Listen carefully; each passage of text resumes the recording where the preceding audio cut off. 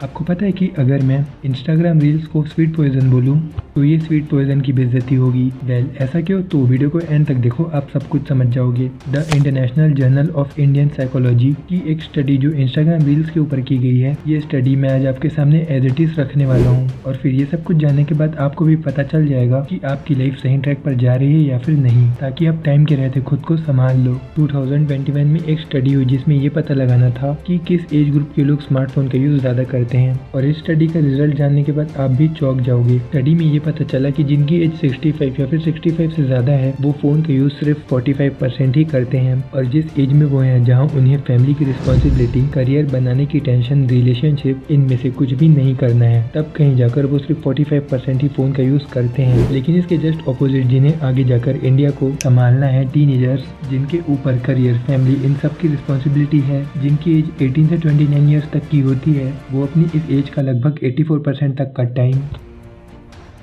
सिर्फ स्मार्टफोन का यूज़ करने में गुजार देते हैं। और मैं आपको बता दूं कि ये स्टडी हुई थी 2021 में, बट प्रेजेंट में 2024 आने ही वाला है और 2 सालों के बाद ये नंबर कुछ % और इंक्रीज हो चुका होगा। बट स्टिल अगर हम सिर्फ 2021 के डेटा को लें, टाइम ही बाकी के कामों पर ध्यान देता है और उनका 84% टाइम तो सिर्फ फ़ोन पर ही चला जाता है। और इन 16% में से कुछ पर्सनल वर्क भी होते हैं। और जब आप इस प्रीशियस टाइम को ऐसी जगह पर लगाओगे और कोई काम की स्किल ना सीखो, स्टडी ना करो, और फिर फ्यूचर में जब आप जॉबलेस रहोगे, तो इसमें कोई भी हैरानी वाली बात मुझे तो नहीं लगती। और फिर ऐसे में लोग अपने आसपास के हालातों को ब्लेम करने लग जाते हैं, क्योंकि उनके पास और कोई रास्ता भी तो नहीं होता ना। इसलिए अपने माइंड में ये बात हमेशा के लिए बैठा लो कि अभी जितनी ज्यादा प्लेजर्स और डोपामिन आपको इन एडिक्टिव ऐप से मिल जाता है, फ्यूचर में उससे ज्यादा आपको रिग्रेट का सामना करना होगा। अब ये टोटली आपके ऊपर डिपेंड करता है कि अभी मेहनत कर लो या फिर आगे जाकर जब आपके पास टाइम नहीं होगा तब करना है, क्योंकि मेहनत वाले इस प्रोसेस से तो आपको गुजरना ही होगा। वेल ये तो सिर्फ लॉन्ग टर्म की रिजल्ट है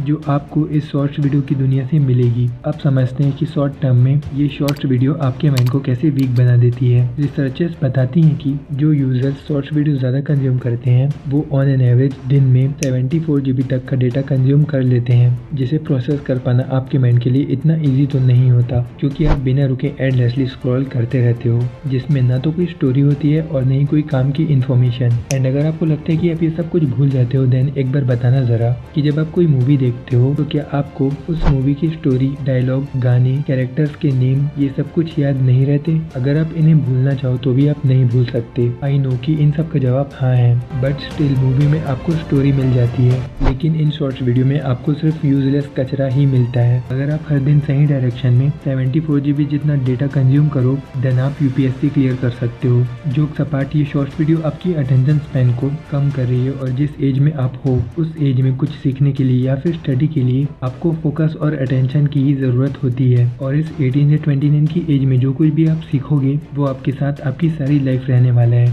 बिकॉज ये वो टाइम है जहाँ पे आपकी पोटेंशियल सबसे ज़्यादा है। लेकिन अगर अभी भी आपका 84% टाइम सिर्फ फ़ोन में ही यूज़ हो जाता है, देन आपका क्या होगा? आपको तो ये सिर्फ वक्त आने पर ही पता चलेगा। कंक्लूजन, अगर आपको इस ऑर्डिनरी लाइफ से हटकर कुछ करना है तो कुछ टाइम के लिए इस शुगर कोटेड वर्ल्ड को भूल जाओ। और अगर आप इनका यूज़ कर रहे हो तो इन प्लेटफॉर्म का यूज़ आप करो, उनको अपना यूज़ करने नहीं दो।